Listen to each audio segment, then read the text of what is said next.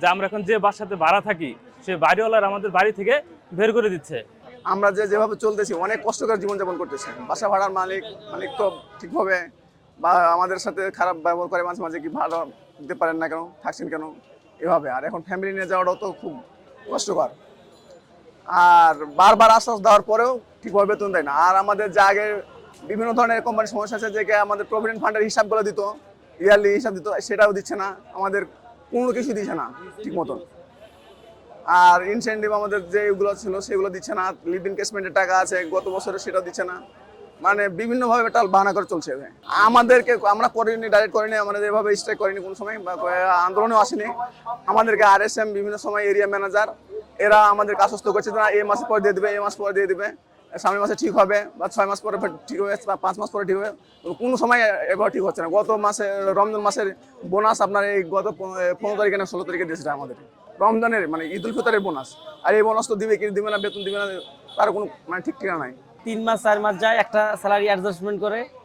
এখন সামনে হলো আমাদের ঈদ, 2 ঈদ গেল, আমাদের 4টা স্যালারি, 6 মাসের ডিউ আছে। এছাড়া কি আছে আমাদের, আমরা ইয়ারলি একটা হিসেব পাই, আমাদের প্রতি মাসে টাকা কাটে প্রভিডেন্ট ফান্ডে, সেটার হিসেব পাচ্ছি না।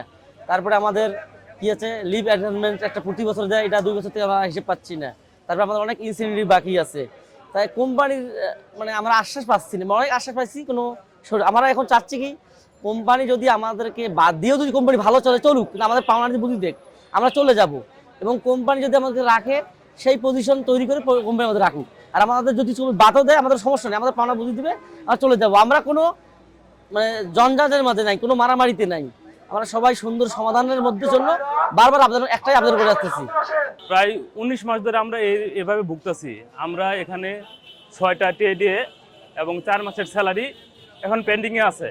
কিন্তু এমন একটা অবস্থা এসে দাঁড়াইছে যে আমরা এখন যে বাসাতে ভাড়া থাকি সে বাড়িওয়ালার আমাদের বাড়ি থেকে বের করে দিচ্ছে।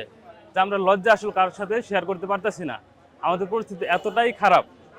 এখন আমাদের দাবি হচ্ছে যে আমরা ঈদের আগে আমাদের 4টা স্যালারি এবং টিএডিএগুলা যাতে পরিশোধ করে, যাতে আমরা আমাদের বউ বাচ্চা নিয়ে সুন্দরভাবে আমরা গ্রামে যেতে পারি, সবার সাথে মিলিতভাবে আমরা ঈদটা করতে পারি।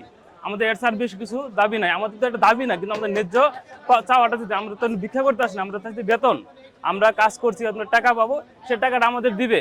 তা আমরা কোম্পানির বিরুদ্ধে কেন আন্দোলন করব? যেখানে কোম্পানির উসিলে আমরা রিজিক পাচ্ছি, সেই কোম্পানির বিরুদ্ধে আমরা কেন কথা বলবো?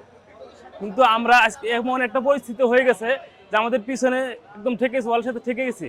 আমাদের আর কিচ্ছু করার নাই। এখন যদি আমরা টাকা না পাই, তাহলে আমাদের এখানে কি অনশন করতে হবে? আমরা ফ্যামিলির কাছে মুখ দেখাতে পারতেছি না, বাড়িওয়ালার কাছে মুখ দেখাতে পারতেছি না, আমাদের বাচ্চাদের স্কুলের ফি দিতে পারতেছি না। তো বাচ্চাদের একটা ওষুধ হলে আমরা একটা ওষুধ কিনে খাবো, সেই পরিস্থিতিটাও নাই। এই দুঃখের কথা আমরা কাদের বলবো? এখন বাধ্য হয়ে আমরা মিডিয়ার সামনে আসতে হইতেছে, যে আমাদের কথাগুলো বলতে হইতেছে।